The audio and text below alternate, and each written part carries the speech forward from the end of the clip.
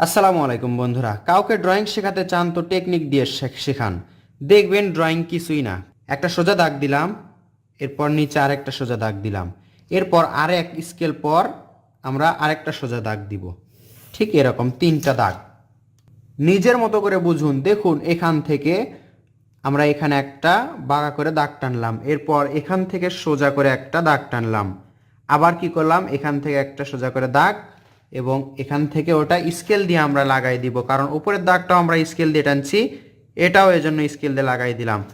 কি কি খেয়াল করতে পারছেন, এখানে কি বুঝতে পারছেন? দেখুন, একটা ঘরের শেপ হয়ে গেল। কৌশল কিন্তু সহজ কৌশল।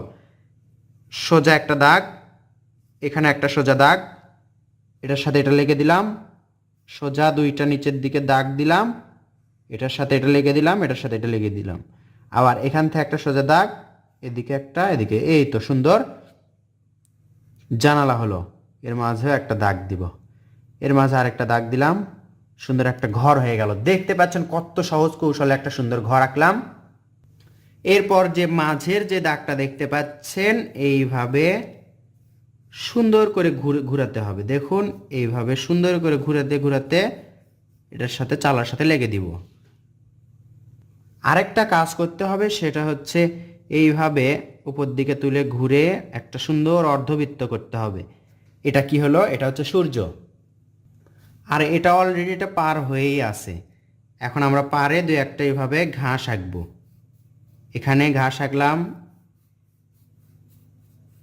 এখানে এবং এখানে। দেখুন, সুন্দর একটা গোছালো গ্রামের দৃশ্য, একটি ঘর সহ। নদীর এখান থেকে পার থেকে এইভাবে ভাঁজ করে দিব এসের মতো করে, এরপর এদিকে আরেকটা ভাঁজ করব। তাহলে দেখুন, এখানে পারে একটা রাস্তা। আরেকটা কাজ করতে পারি আমরা, সেটা হচ্ছে এখান থেকে এইভাবে একটা তুলে দিব, এখান থেকে এইভাবে, আর এটা এইভাবে লাগাই দিব। এই তো, এখানে আমরা ঘুরে ঘুরে কি হচ্ছে বুঝতে পাচ্ছেন, সুন্দর একটি গাছ।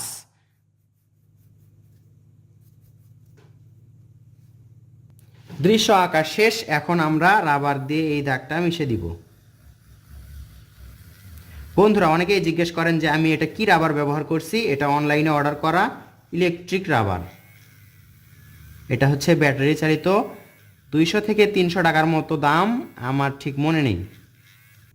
রং করার পর আমরা এখানে সূর্যরশ্মিগুলো আঁকবো, দেখবেন অনেক সুন্দর লাগবে। তো বন্ধুরা, চলুন রং করে দেখে আসি দৃশ্যটি দেখতে কেমন লাগে।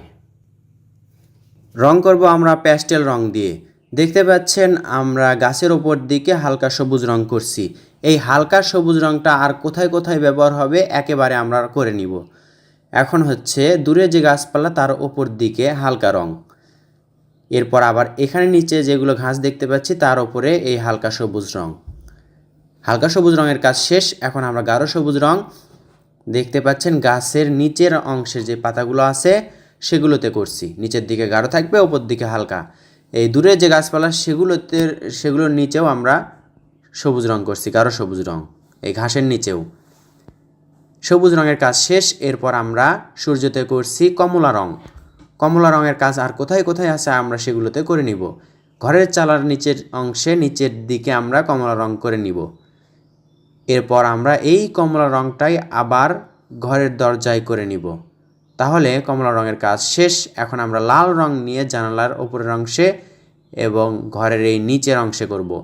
এখন গোলাপি রং নিয়ে এটার সাথে মিলে দিব, এটাতেও করব। দেখবেন দেখতে অনেক সুন্দর লাগবে। একটু দ্রুত দেখার কারণে ভিডিওতে কাঁপাকাঁপি হচ্ছে, ভিডিওটি কাঁপছে। উপর দিকে হলুদ রং, এখানে সূর্যতে হলুদ রং দিয়ে এভাবে টেনে টেনে দিব। এখানে কাঠালি রং, এখানে বলতে পারেন এটা হচ্ছে কাঁচা হলুদ রঙের মতো, একবার হলুদ না কিন্তু। এক পাশে গাঢ় খয়েরি রং, গাঢ় খয়েরি রং দিয়ে এদিকে দিচ্ছি। নিচের দিকে আমরা সবুজ রং করব, গাঢ় সবুজ রংটা নিচের দিকে করব।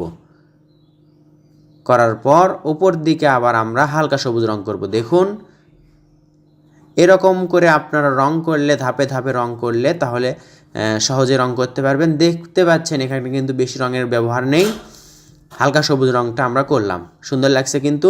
এরপর আমরা হালকা নীল রং মানে আকাশি রঙটা নদীতে করব, পুরো নদীতে হালকা করে করব, একেবারে গাঢ় করব না কিন্তু। এরপর এই রঙটাই আবার আকাশে হালকা করে করব, টেনে টেনে দিব যেন সফট হয়, সুন্দর লাগছে। আশা করছি এই কৌশল আপনারা সহজ পদ্ধতিতে দৃশ্য আঁকতে পারবেন এবং রং করে বাচ্চাদেরকেও শেখাতে পারবেন। কেমন লাগলো অবশ্যই কমেন্ট করে জানাবেন, ভালো লাগলে লাইক কমেন্ট শেয়ার করবেন। ধন্যবাদ সবাইকে, আসসালামু আলাইকুম।